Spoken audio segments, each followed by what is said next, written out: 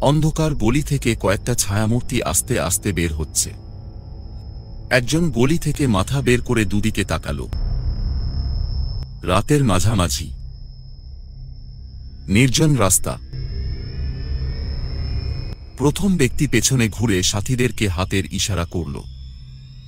গলি থেকে সবাই পরপর সারিবদ্ধ হয়ে বড় রাস্তায় বেরিয়ে এলো। 7টি ছায়ামূর্তি। হঠাৎ একটি কুকুরের ঘেউ ঘেউ আওয়াজ শোনা গেল। সবচেয়ে পেছনের লোকটি চমকে উঠল এবং পেছনে ঘুরে কুকুরটিকে ধমক দিল, চুপ, চেঁচামেচি করো না, চুপচাপ আমাদের সঙ্গে চলো। কুকুরটি চুপ হয়ে গেল এবং সবার পেছনে আস্তে আস্তে হাঁটতে লাগল। বড় রাস্তা দিয়ে সবাই চুপচাপ উত্তরে পাহাড়ের দিকে চলল। প্রায় 1 ঘন্টা চলার পর তারা পাহাড়ের নিকট এসে পড়ল। পূবের আকাশ ফর্সা হয়ে আসছে। সারির প্রথম ব্যক্তি বলল, আর চিন্তা নেই, আমরা শহর ছেড়ে চলে এসেছি। দেখো সামনে পাহাড়। সকাল হয়ে গেছে, তাই এ পাহাড়ে আমরা দিনে লুকিয়ে থাকব, আবার রাত হলে পাহাড়ের উত্তরে চলে যাব। দ্বিতীয়জন বলল, তাহলে তো এখন তাড়াতাড়ি একটা গুহা খুঁজে বের করতে হবে, যেখানে আমরা দিনের বেলা লুকিয়ে থাকব। প্রথম ব্যক্তি বলল, চিন্তা করো না, আমি এ পাহাড়ের একটি বড় গুহা চিনি, যেখানে আমরা সবাই আশ্রয় নিতে পারব। এসো।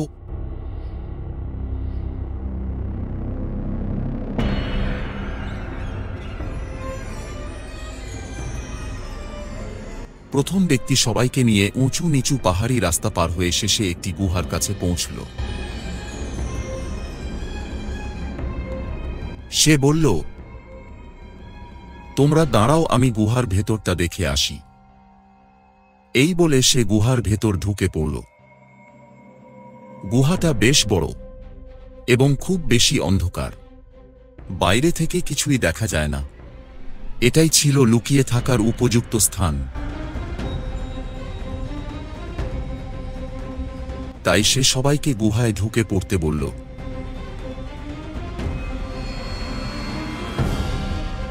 গুহায় ঢুকেই দ্বিতীয়জন বলল, আল্লাহর হাজার শুকর, আমরা এফিসাস শহর থেকে রাতে বেরোতে পেরেছি, নয়তো আজকেই রাজা দাকিয়ানুস আমাদের হত্যা করত। তৃতীয়জন বলল, আমরা খুবই ক্লান্ত, এখন একটু শুয়ে পড়া দরকার। প্রথমজন বলল, তার আগে এসো এক আল্লাহর দরবারে আমরা দুয়া করি, যিনি আমাদেরকে জালিম রাজার হাত থেকে বাঁচিয়েছেন।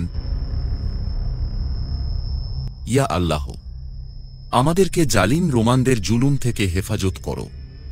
আমরা তোমার ওপর ঈমান এনেছি। এ জালিম মুশরিকরা তা বরদাশত করে না।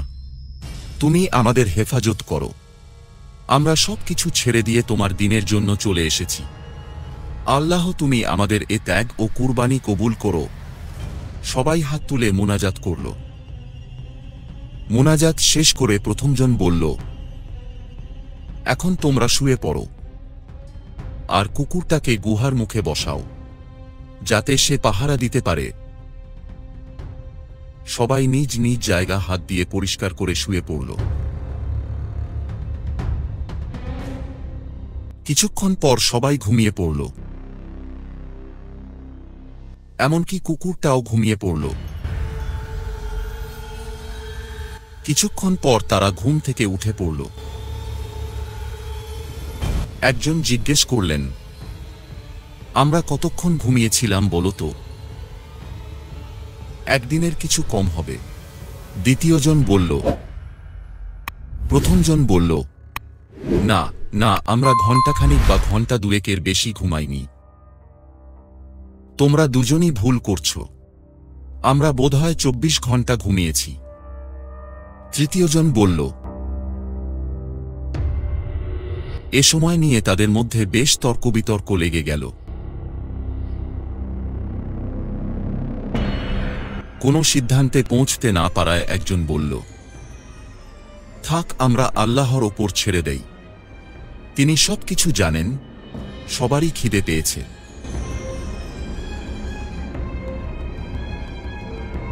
একজনকে তারা শহরে পাঠালো যাতে কিছু খাবার জিনিস কিনে আনে, কিন্তু যে যাবে তাকে খুব সাবধানে থাকতে হবে যাতে রোমানরা তাদের সম্পর্কে টের না পায়, নয়তো তাদের হাতে সবাইকে ধরা পড়তে হবে এবং তাদের ধর্মের জন্য শাস্তি ভোগ করতে হবে।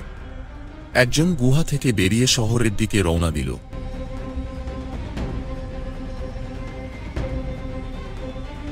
রাস্তাঘাটে বিরাট পরিবর্তন। ছোট ছোট রাস্তা এখন বড় হয়েছে, ঘরবাড়িতেও পরিবর্তন, লোকজনের কাপড়চোপড়ও ভিন্ন। গুহার লোক আশ্চর্য হয়ে গেল, সে কি স্বপ্ন দেখছে নাকি? ওর কাপড়ের সাথে কারো কোনো মিল নেই। সে এক জায়গায় থমকে দাঁড়ালো। কোন দিকে যাবে? খাবার দোকানই বা কোন দিকে? এরই মধ্যে কিছু ছেলে পেলে তার কাছে জমা হয়েছে তার পুরনো স্টাইলের কাপড় ও হাবভাব দেখে। সে ভীষণ ভয় পেয়ে গেল। শেষ পর্যন্ত সে রোমানদের কাছে ধরা পড়ে না যায়। একজন বয়স্ক লোককে দেখে সে জিজ্ঞেস করল, এই যে ভাই, খাবার দোকান কোন দিকে? উত্তর দেবার আগে পথিক থমকে দাঁড়াল এবং এক অপরিচিত ভাষায় কথা বলতে আরম্ভ করল। মুসাফির আশ্চর্য হল, একই ভাষাও দেখি ভিন্ন। লোকের ভিড় জমতে আরম্ভ করেছে। সে রীতিমতো ভয় পেয়ে গেল। সে চারদিকে তাকালো পালাবার কোনো পথ আছে কিনা, কিন্তু না, তার চারদিকে মানুষ বেষ্টনী করে ফেলেছে। অনেক লোক জমা হয়ে গেছে এবং নতুন ভাষায় কথা বলছে। কিছুক্ষণের মধ্যে একদিকের লোকজন সরে গিয়ে একজন অতি বৃদ্ধ লোকের জন্য রাস্তা করে দিল। বৃদ্ধ লাঠিতে ভর করে আস্তে আস্তে ওর দিকে আসলো। মুসাফির মনে করল যে এ বৃদ্ধ লোকটি তাকে সাহায্য করতে পারে। সে বলল, জনাব, আমাকে খাবার দোকানের ঠিকানা দিয়ে কি সাহায্য করবেন? বৃদ্ধ লোকটি আশ্চর্য হল। এ ভাষায় তো ৩০০ বছর পুরনো এফিসাস শহরে বলা হতো। মুসাফির কিছু পয়সা বের করে দেখালো যে সে খাবার কিনতে চায়। লোকটি পয়সা হাতে নিয়ে দেখল ৩০০ বছরের পুরানো। তুমি কে এবং কোথা থেকে এসেছ? বৃদ্ধ মুসাফিরের পুরানো ভাষায় কথা বলল। মুসাফির খুশি হল, কিন্তু পর মুহূর্তেই তার অন্তর শুকিয়ে গেল। কথা বললেই তারা তাকে রোমান রাজার কাছে ধরিয়ে দেবে। কিন্তু একটা নতুন জিনিস সে লক্ষ্য করল যে কোনো রোমান সিপাহী দেখা যাচ্ছে না। সে চিন্তা করল, যাই হোক, আমাকে ধরুক আর মারুক, কিন্তু সাথীদের কথা কাউকে বলা যাবে না। সে বলল, আমি এক আল্লাহকে বিশ্বাস করি এবং হযরত ঈসা আলাইহি ওয়াসাল্লামকে নবী বলে বিশ্বাস করি। আমি একজন ঈমানদার। এখন তোমরা আমাকে রোমানদের জেলখানায় নিতে পারো। ঈমানদার? রোমান জেলখানা?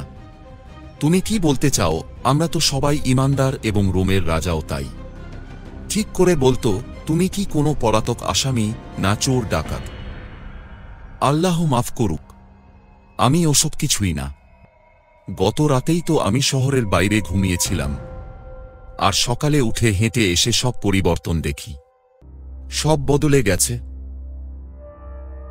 সত্যি অবাক লাগছে। এ এক আশ্চর্য মজেয়া। কিছুই বুঝতে পারছি না। ঘুমিয়েছিলে গতকাল? আজ সকাল? বৃদ্ধটি নিজে নিজেই বলতে লাগল। কিন্তু তুমি কি জানো, তুমি ৩০০ বছরের পুরনো কাপড় পরে আছো এবং তোমার কাছে টাকা পয়সাও ৩০০ বছরের পুরনো। রাজা দাকিয়ানুসের সময়কার। সে জাহান্নামবাসী হোক। হ্যাঁ, ঠিক তাই। কিন্তু তুমি বলতে চাও যে রাজা দাকিয়ানুস ৩০০ বছর আগে ছিল? তুমি বলতে চাও আমরা ৩০০ বছর ঘুমিয়েছিলাম সেই গুহাতে? গতকালই তো আমরা রাজার ভয়ে শহর ছেড়ে পালিয়ে গুহায় আশ্রয় নিয়েছি। রাজা ঈমানদারদের ধরে ধরে মেরে ফেলত বা পুড়িয়ে ফেলত, অথবা সিংহের খাঁচায় ফেলে দিত খাওয়ার জন্য। কি তোমরা রাজা দাকিয়ানুসের সময় ঘুমিয়েছিলে? বৃদ্ধ লোকটি চিৎকার করে উঠল। তারপর সে তার আশেপাশে লোকদের দিকে ফিরে নতুন ভাষায় দ্রুত কথা বলতে লাগল। ও মাঝে মাঝে মুসাফিরের দিক ও আকাশের দিক ইশারা করে কথা বলতে লাগল। কিছুক্ষণ পর বৃদ্ধ মুসাফিরের দিকে ফিরে তার ভাষায় কথা বলল, মুসাফির, এ আমাদের নবী হযরত ঈসা আলাইহি ওয়াসাল্লামের মোজেজা। তুমি জানো না তুমি 300 বছর ঘুমিয়েছ। আমরা সবাই ঈমানদার, এখন কোনো ভয় নেই, কিন্তু তোমার সত্য কথা তোমাকে প্রমাণ করতে হবে। তুমি আমাদের সাথে প্রতারণা তো করছো না? প্রতারণা? বলো কি? প্রমাণ চাও তো চলো। আমি একা নই, আমার আরো বন্ধুরা আছে, আর একটা কুকুরও আছে। তারা সবাই গুহায় আছে। তোমরা আমার সাথে আসতে পারো। তোমরা যা বলছো তাহলে তো এটা এক বিরাট মোজেজা, এবং এটা আখেরাতেরও প্রমাণ। বৃদ্ধ আশেপাশে লোকদের সঙ্গে কথা বলল, তারপর মুসাফিরের দিকে ফিরে বলল, চলো তোমার গুহায় যাই, আমরা দেখতে চাই। মুসাফির আগে চলল, আর তার পেছনে লোকের ভিড়। গুহার কাছে লোকদের কথার গুঞ্জন শুনে গুহার ভেতর বাকি লোকেরা খুব ভীত হয়ে পড়ল। তারা লুকাবার বা পালাবার চেষ্টা করেনি, বরং তারা আল্লাহর দরবারে হাত উঠিয়ে দোয়া করল, হে আল্লাহ সর্বশক্তিমান, আমরা তোমারই সাহায্য চাই। তুমি এক আল্লাহ এবং হযরত ঈসা তোমারই নবী। হে আল্লাহ, আমাদের শত্রুর ক্ষতি থেকে হেফাজত করো। ইতিমধ্যে লোকেরা এক বিরাট দল বেঁধে তাদের সাথীকে সঙ্গে নিয়ে এসে পড়েছে। কেউ কেউ ভেতরে ঢুকল, অন্যরা পেছনে ভিড় করে থাকল এবং আজব দৃশ্য দেখল।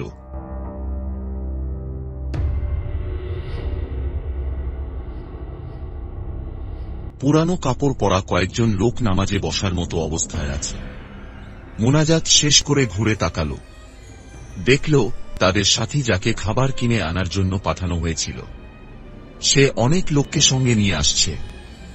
এসেই বলল, বন্ধুরা জানো, আমরা ও আমাদের কুকুর এ গুহায় 300 বছরের ওপরে ঘুমিয়েছি। আল্লাহর হুকুমে এফিসাস শহর পরিবর্তন হয়ে গেছে। সেখানে রাজা দাকিয়ানুসও নেই, আর আমাদের মতো লোকের ওপর কোনো জুলুমও নেই। এখন বেশিরভাগ লোকই আল্লাহর প্রতি ঈমান এনেছে এবং ঈমানদার হয়েছে। কি 300 বছর? সব প্রশংসা আল্লাহর, যিনি আমাদের সৃষ্টি করেছেন বড় মেহেরবানি করে। নিশ্চয় তিনি যা ইচ্ছা করেন তাই করেন। আমাদেরকে মাটি থেকে সৃষ্টি করেছেন এবং আবার কিয়ামতের দিন ওঠাবেন এবং হিসাব নেবেন। আমাদের 300 বছর ঘুম থেকে এটা প্রমাণ হল। আমাদের ঘুম ছিল মৃত্যুর মতো। বৃদ্ধলোক যে তাদের ভাষা বুঝত সে শুনল এবং লোকের ভিড়ের দিকে তাকিয়ে তাদের দোয়ার কথা বুঝিয়ে বলল। তার চোখ থেকে পানি গড়িয়ে পড়ল। জমায়েতের লোক এক আওয়াজে বলে উঠল, হে আমাদেরও সৃষ্টিকর্তা, আমরা সাক্ষী যে একদিন কিয়ামত হবে, আমাদেরকে মাটি থেকে ওঠানো হবে এবং আমাদের কাজের হিসাব দিতে হবে, যেমন করে এ আসহাবে কাহাফ 300 বছর পর ঘুম থেকে জেগে উঠেছেন। তোমার ওপর পুরা ঈমান আনছি এবং সমস্ত অকল্যাণ থেকে পানাহ চাই, আর তোমার নবী হযরত ঈসা আলাইহি ওয়াসাল্লামের ওপর ঈমান আনছি, যিনি তোমার বাণী আমাদের কাছে পৌঁছে দিয়েছেন। ওয়াদা করছি যে আমরা সবসময় তোমার হুকুম মানব। এরপর সমস্ত আসহাবে কাহাফকে সালাম জানায় এবং আবার তাদের কুকুরসহ শুয়ে পড়ে। কিছুক্ষণ পরে দেখা গেল তাদের কারো শরীরে প্রাণ নেই, সবাই মৃত্যুবরণ করেছে। লোকেরা গুহার মুখ ইট দিয়ে বন্ধ করে দুঃখ করতে করতে এফিসাস শহরে ফিরে এল।